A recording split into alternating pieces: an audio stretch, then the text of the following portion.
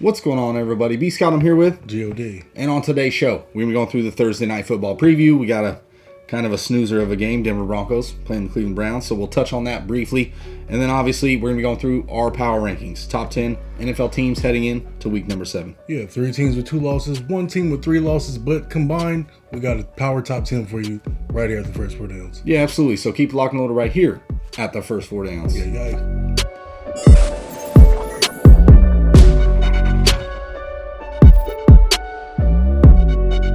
What's going on, everybody, and welcome back. B. Scott, G.O.D. here, and we're going over the Thursday night matchup, and we got the power rankings, our top 10 teams heading into week number 7. So before we get to today's content, don't forget, like the video, subscribe, share, thumb bell, all that good stuff, and then comment. If there's a team that you think should be in the top 10, go ahead and drop it in the comment section. We'll be glad to tell you, our opinions on it. So let's start with the Thursday night matchup game. Plain and simple, it's an easy game to talk about. Denver Broncos. Tsunami alert. Yeah, Denver Broncos on the road against the Cleveland Browns.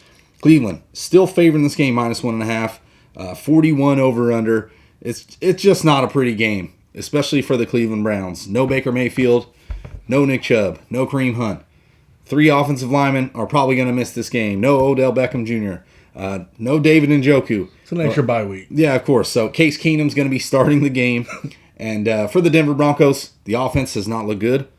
We know the defense is still pretty good, but honestly, they've just been giving up points over the last 3 weeks, so I don't know what to make of the Denver Broncos.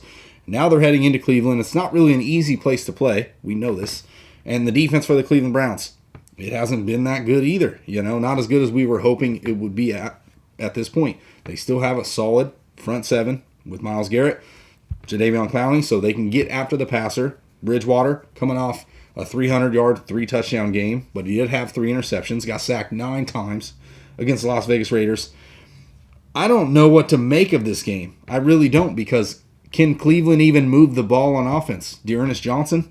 Is he a thing? Demetric Felton? He might be in the rain game. But, yeah, it's crazy. You look at Denver Broncos, and, what can they do on offense? They don't do much well on offense, but do what they can do, which is give the ball to Tim Patrick, complete the Cortland Sutton, Melvin Gordon and Javonte Williams. I mean, they run the ball. Yeah, decent. But none of it is really explosive at all. So that's what you're looking at. You're looking at a team that's built on the defense making all the plays, but the defense been giving up booty too. You know what I mean? So It's just like, I don't know. But I know one thing for sure. In the division that they are in, this is almost a must-win for them on the road. You look at Cleveland; they're really banged up right now. I mean, like you said, Case Keenum is starting right now. Yeah. You know what I'm saying? With 2 tackles out, no Hunt, no Chubb. Yeah. I don't like it at all. They have to win this game. I think they can, and I think they can cover as long as they just stay consistent running the ball. Cortland Sutton is always a beast and always a problem for any player down the field. So if they get that play action going against, that defense, if they can get that play action going against that defense, that's the whole thing, But we're ultimately looking at a field goal game. But I'm going to give Denver a chance to win this one in a must-win, because the teams in that division are powerhouses, and they can be playoff teams at any given moment, just on the strength of momentum. You know what I'm saying? If they could just win a couple games here and there, the Browns could be the Broncos could be all the way out of the division. Yeah. I think if you had to handpick a game for them and say, you know what, you have to win this game, I think they can cover this one. I do. I really think so. The offense, they have all their weapons for the most part. No Jerry Jeudy, but he's working his way back. But I just think they're the healthier team. The defense is good enough. I mean, Case Keenum starting throwing to Anthony Peoples-Jones, and Rashad Higgins. No Jarvis Landry. No, you know what I mean? It's like this. It's just not pretty for the Cleveland Browns. It's actually it's just a bad game overall. And to be real with you, we're seeing these Cleveland games. I mean, there must be palm trees there because it's tropical weather going on. This wind, if it passes over 20 miles per hour, I don't know if I can trust Case Keenum or Teddy Bridgewater in the same breath. You know what I mean? So I think the run game is what's really going to be the more deciding factor in this game. And I think Melvin Gordon and Javonte Williams could probably get that done. Maybe. Yeah, of course. So I think we're both on the Denver Broncos. We'll probably still take the 1.5. I think they win by 2 or 3 points. Yeah, more than likely. Under. Okay. I'll take the under. Under 41. That's pretty low under. But yeah, we're on the same boat. We're both in Denver Broncos. 3-9 Denver. yeah. It's hard to take the Cleveland Browns whole second team. You know what I mean? Crazy. To be able to beat that Denver defense that's played pretty well. So we'll move into the power rankings.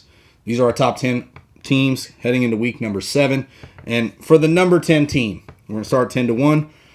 There's really a carousel of teams that could be here. Yeah. You know, really, I got the Las Vegas Raiders, the Cincinnati Bengals, the Tennessee Titans. We ultimately landed on the Titans, coming off a huge win against Buffalo Bills, putting them at that 10 spot. They're leading the division.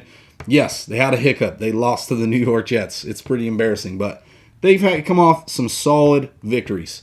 You know, they beat Seattle in Seattle.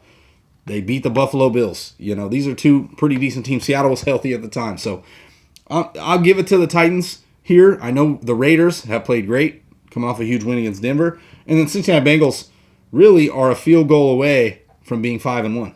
You know, and the Packers actually being 4-2. But Tennessee Titans playing the Kansas City Chiefs. This is a good game coming into this week. But they can run the football. Yeah. We know this. Derrick Henry leading the league in rushing.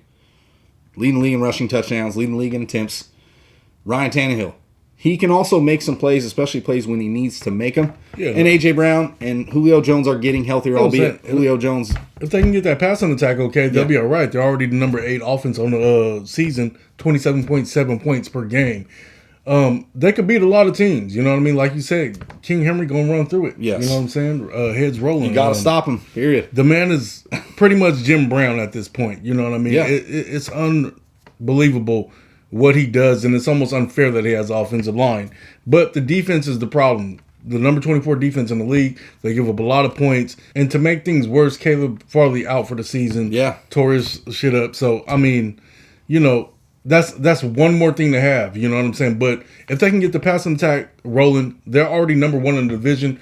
They could probably keep rolling here. You know what I mean? I don't see the Colts winning winning that division. I don't see nobody behind them in that division really taking their place. You know what I mean? So, you know, number 10 spot, that's fine for me, creeping up in there. I mean, the Raiders have been part of this Power 10 ranking that we've been doing so far in the season. Yeah. But they lost a couple of crucial ones. But they are playing effective, so let's see if they get back into it. But for right now, the Tennessee Titans are leading the pack in the AFC South, and they're number 10 on the board. Yeah, of course.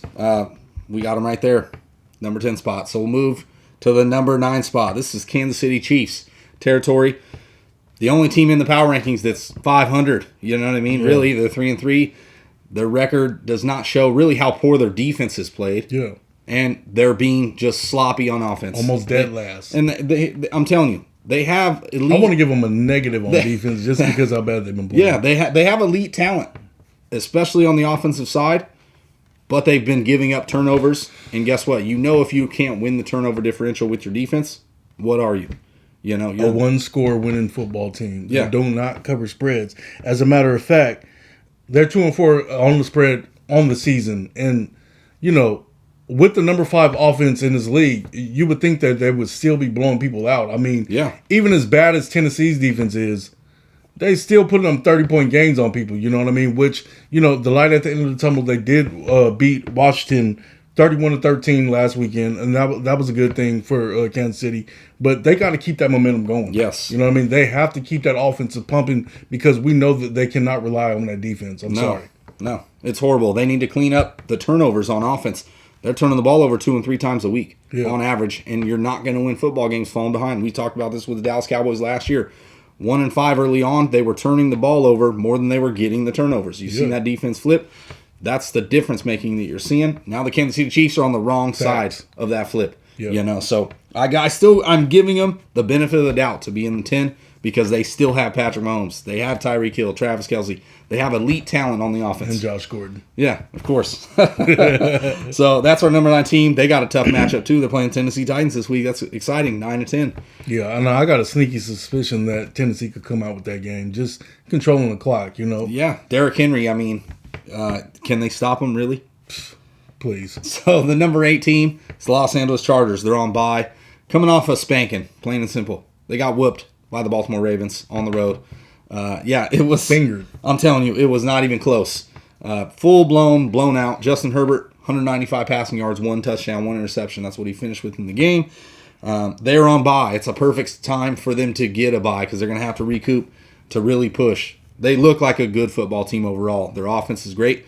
The defense is playing good. They got fast players. They don't give up a lot of big plays. You saw it. They just can't stop the run. And that's the difference. Just like we're questioning, can Kansas City stop Derrick Henry? You know, if you're giving up those kind of gashes and you got a playmaker at the quarterback position and you go get a different offensive coordinator, in which it shows that they did fix the offense. But if you continually let the clock eat out, let guys run on you the way that Baltimore did it, you know what I mean? It enables your quarterback to not make plays. Your superstar, he's not going to make plays at all. Whatever you tried to do to make him effective this year, you're taking those chances off the board. They have to like just get a guy to sit in the gaps. You know what I'm saying? Like once that hole opens, just stand right there. Hey, at least they won't go 7 yards. The Baltimore Ravens raising the crib with their running back core. They all had touchdowns. Good. They really are too. You know what I'm saying? I'm like, is this 2013? What's going on here? That's what I'm saying. Yeah, but plus side, the LA Chargers are 4-2 on the season, 4-2 against the spread with the number 11 offense and the number 19 defense. They have some games where, you know, they have to build on or whatever. A loss is a loss, but, you know, a loss is also a lesson, and hopefully they could kind of figure that out. Yeah, right now they're leading the division over the Kansas City Chiefs. They really got to just continue the momentum that they've had so far in the season. Luckily, the bye is the perfect time for them. Number 7, our team, Green Bay Packers. They got the Washington football team this week. 5-1. They're 5-1. They 5-1 against the number. And not just that, though. They've literally, I want to say their point differential is almost, it was negative going into last week. And they were 4-1, you know. Yeah. So they beat the Chicago Bears, obviously. And, hey, Aaron Rodgers, he owns the Bears. Yeah. You know, he even told them themselves. For sure. So Green Bay is still a powerhouse on offense. They have weapons at every single level. Aaron Jones, outstanding running back. Devontae Adams, best receiver in the league, plain and simple. Robert Tonyan's still a good tight end. They just don't even need to use him. You bring in Randall Cobb. They have weapons. The defense has played actually above average. Number 5 defense on the season. Yeah, exactly. So the defense played above average, albeit with Jair Alexander on IR and a couple of their playmakers that, you know, haven't really been there. Yeah. So I like the Packers' chances, especially this week. They're playing the Washington football team. They should blow them out. Shouldn't be an issue here.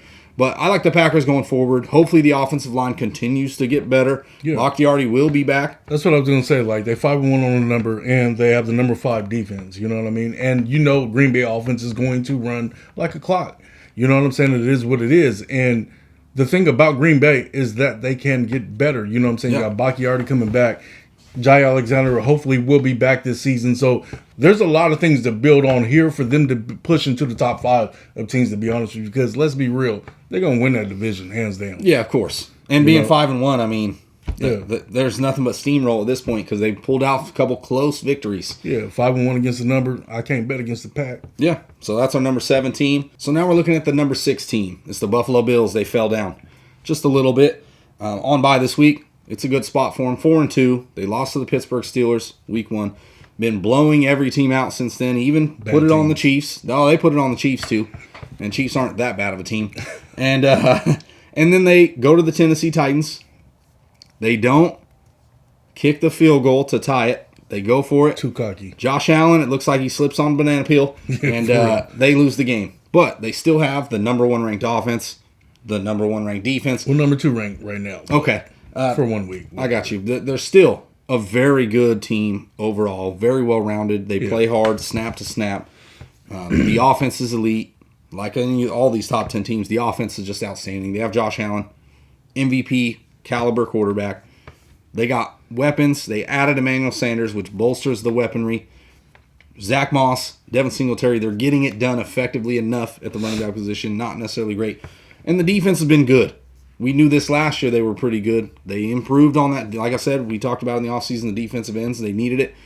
Rousseau, he's looking pretty solid, you know. So I like the Buffalo Bills here. They're at the number 6 spot because they have 2 losses. And they're coming off a loss to the Tennessee Titans.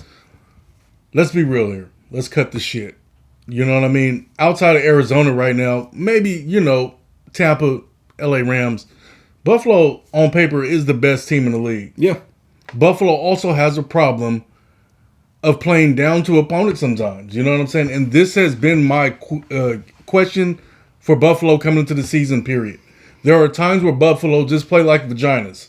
It is what it is. To have the number 1 defense in the league, there's no way you should let Derrick Henry go for 140 yards. Yeah. No way possible. Three touchdowns after the second one. After the first one, what would you think? Hey, Micah Hyde tried to take him down. Look, literally. Hey, Derrick Henry didn't get tackled by Hyde. He tripped over his body after he knocked him over. Look, point taken, but they beat out a lot of bad teams. Yep. When they start facing these tougher run defenses, tougher running game teams, and teams that are really more physical, and top of their division, can they pull these out? Can they blow these teams out? Now, Kansas City, we know Kansas City has problems. They've been in one-score games for, it seems like, two seasons now.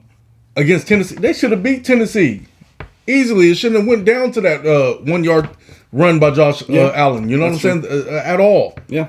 There are times where they play unmanly, and they need to pick it up. You know what I'm saying? Period. If they, because you look at the schedule down the road, they got hitters that they finna play. So that's what it is with Buffalo to me. You know, can they just play fierce and ferocious like the team that they are on paper? Yeah. That's it. Yeah. I'm right there with you. That's why we got them at the number 6 spot instead of higher, because they lost to the Tennessee Titans. That's embarrassing. And they should have beat them handedly. Yeah. You know, so we'll move on. Our number 5 team, it's going to be the Baltimore Ravens. Now, we were torn right here with the Baltimore Ravens and Dallas Cowboys, to be honest, at the 4 and 5 spot, because both of them are playing very, very good football. Baltimore coming off a great victory, blowing out the Los Angeles Chargers at home. They're playing good. They can run the football even with the oldest running back core in the history of football. And the defense is starting to pick it back up to being that Baltimore smash defense that we've seen in the past. They're getting healthier, so they're playing good. And Lamar Jackson is making plays with his arm. How some people thought he couldn't, but yeah, he actually can. So, and then they had Rashad Bateman. Led the team in targets last week, I want to say, at the wide receiver position, 6 targets. That should only get better. There's going to be so many chicken dinners. Oh, my God. Yeah, exactly. So this week, they got a tough divisional matchup. Don't get me wrong, play Cincinnati Bengals. But the Baltimore Ravens at 5-1, knocking off some very good football teams. Yeah. Really, an overtime loss away from being undefeated versus the Las Vegas Raiders in week 1. We got to have them here at 5. Yeah, I think so, too. Baltimore, in the past 2 weeks, we've seen something phenomenal from Lamar Jackson and the Baltimore Ravens, even that defense without Marcus Peters, even that offense without J.K. Dobbins or Gus Edwards. They getting it done, and they getting it done in a great fashion. You know what I mean? I really wanted to put Baltimore at number 4 in our rankings, but, Dallas is playing on a very high level as well. But going to Baltimore, they have the number 7 offense on the season and the number 18 defense. They've been getting healthier, as you said. Jimmy Smith, all these guys coming back to health. And, I just think down the road it's going to be hard to beat these guys. You know what I'm saying? Period. Baltimore, they're not far from any team that we've ever seen from Baltimore. Yeah. What Baltimore does is they win football games. And as a matter of fact, Lamar Jackson is one of the youngest quarterbacks in his first 3 seasons to win 35 games. You know what I'm saying? So, yes. Dan Marino's record. That's what I mean. That's what they do over there. They win football games, and I think that's going to continue to happen, barring an injury, knock on wood. They for real. You know what I'm saying? I think in the AFC, they are a powerhouse. I'm not sure about Kansas City right now. I know Kansas City will hit their stride sooner or later. Buffalo, maybe they continue to, lock it down and cover spreads. You know what I'm saying? But that defense just got to play like, Mike Tyson and just knock it down. You know what I mean? Completely. But Baltimore's right there in this mix, going to the top spot. Yeah, of course. We got them at the number 5 spot. We're going to move on to the number 4 spot. We talked about Dallas Cowboys. We really flip-flopped on them. Dallas going into a bye. Really been blowing out a lot of teams. They barely lose to Tampa Bay week 1. They get it done in a tough game against the New England Patriots. Albeit, we know that the defense gives up big plays. Yeah. We saw it. Almost gave up the game. It's the way they're built on defense. On top of that, Trayvon Diggs, he takes a lot of risks. Why do you think he gets so many interceptions? He takes risks. I feel like he has to take those risks because, it's not like he got 2 all-pro safeties behind him. Yeah, of course. You know what I mean? Of course. That usually is the difference making when you got shutdown corners. Yeah, of course. But he's still playing great. Interception every single game so far this season. And they pulled out a tough victory on the road. Honestly, had the most passing yards, Dak Prescott, versus any Bill Belichick coach defense in the history. So that's something to be said. I'm telling you, the Dallas Cowboys pulled out the tough victory, got the touchdown in overtime, and they're 5-1. The defense is leading huge in turnovers. 2 to 3 turnovers a game they're averaging on defense. Yeah. They're not turning the ball over on offense. They're running the ball effectively. Zeke is literally smash mouth football. They have a great tight end with Dalton Schultz. We saw last year he was playing pretty well. This year he's playing even better. CeeDee Lamb, Amari Cooper. Wait till they get Gallup back. Cedric Wilson is looking pretty decent too as the wide receiver 3. They have so many options on offense. It's crazy. And the defense is getting turnovers. That's what you need to be a top 5 team. Yeah, I mean, and also what you need is Washington, Philadelphia, and the New York Football Giants. They're going to the playoffs. Yeah. And come January, it's going to be hard for any team to beat them. We don't know what it is. From that point on, it's one game out. Yeah. You know what I mean? A lot of teams do not match up to these Dallas Cowboys. They're definitely Super Bowl contenders. Yeah, of course. So that's why we got them at the number 4 spot. Now we can move to the top 3 teams. We got Tampa Bay at number 3. Tampa Bay, what you thought that it wasn't going to be there? No, of course. They got to be there. 5-1. 1 loss. Hey, big. To the Los Angeles Rams. Let's go. Yeah, Antonio Brown's playing very, very well. The offense just hums, like, period. You Number know what 3 I mean? offense on the league. 32.5 points per game with the number 9 defense. And the secondary's been struggling. Yes. So, as they get healthier, who going to beat Tampa? Well, here's the deal. Tampa has the fewest rush attempts against them. Teams don't even try to run the football. They just go, we're just going to throw it. You got Ndamukong Suh, Vita Vea right there in that middle, man. You're not running against them. So they don't even try. They're just throwing the ball. And guess what? You're more than likely not going to be able to hang with Tom Brady in that offense. Now, yes, they pulled out a couple close wins. They almost let Philly get back in that game. They beat New England. They got the win that they needed to in New England. Very emotional game. But Tampa Bay playing the Chicago Bears this week. That should be a given. Plain and simple. Tampa Bay at home. And there's a reason they're number 3. They're going to probably be heading right back to the Super Bowl. If they can get the secondary even up to half the speed. Yeah, for real. Going into the second half, we've seen what they did last year with the second half of that defense. They're going to be a tough team to beat, plain and simple. Yeah, I think so too. They started slow last year, and Todd Bowles got them working on all cylinders. I think that'll be the same case this year. You know, Jason Pierre-Paul back. Yeah, they need to get that. You know, mid-season form back. Out. You know what I mean? Levante David out. Yeah, you know, all their corners out. Richard Sherman, they signed him. He's out. You know, Richard Sherman sucked a long time ago, but you know, at least he can cover one side to a certain point. When you got Winfield and Whitehead back there, like a couple of decent. Like I said, all-pro safeties back there. And really, Richard Sherman, let's be real, even in Seattle, he wasn't that great without 2 all-pro safeties behind him in Earl Thomas and Cam Chancellor. So, you know, at least he can cover one side completely. But we'll see what happens with their rotation and as they get healthy, where they will be at. But as for right now, ain't nobody stopping that offense. No, of course not. That's why we got him at the number 3 spot. Yeah. We'll move on to the number 2 spot, Los Angeles Rams. What is there to say? The defense, honestly, has not played as good as I thought they would be. Obviously, it's an older defense. They added some safeties on the back end. They let a couple go in the offseason.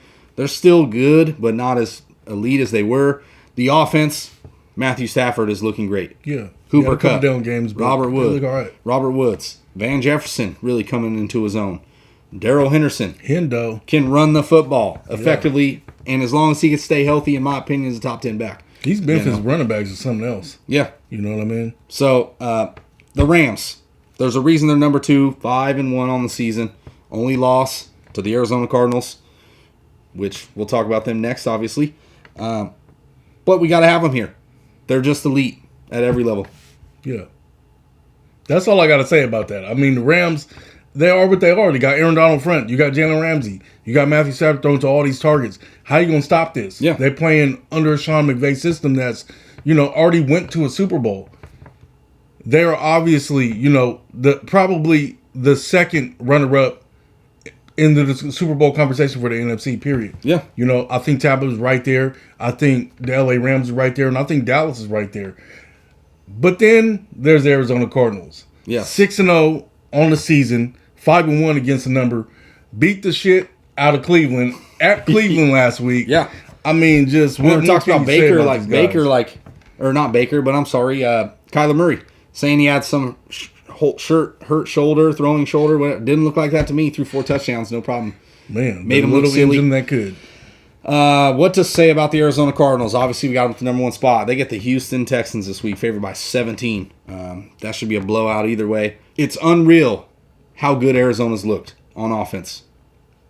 Period. Like, Kyler Murray is probably the front runner for MVP, albeit Tom Brady's played great. Josh Allen has showed some signs. Dak Prescott. Tom Brady gonna be the MVP. Okay, that's fine. But if Kyler Murray goes undefeated, how could you not? I don't think they're going to go undefeated, but still, they're going to be 7-0. They're playing the Houston Texans. And Kyler Murray, A.J. Green adding to that offense. Yeah. Boosts it. Rondell Moore, another explosive type player. You know what Christian Kirk can do. We know what Hopkins can do. Chase Edmonds is doing what he normally does. James Conner fit right into the Kenyon Drake role, no problem. Then they go out, add Zach Ertz at the tight end position. Yeah. Another very skilled tight end. Just vets in the receiving core, period. And when you have those kind of vets, I feel like their receiving core is only rival by Tampa Bay's.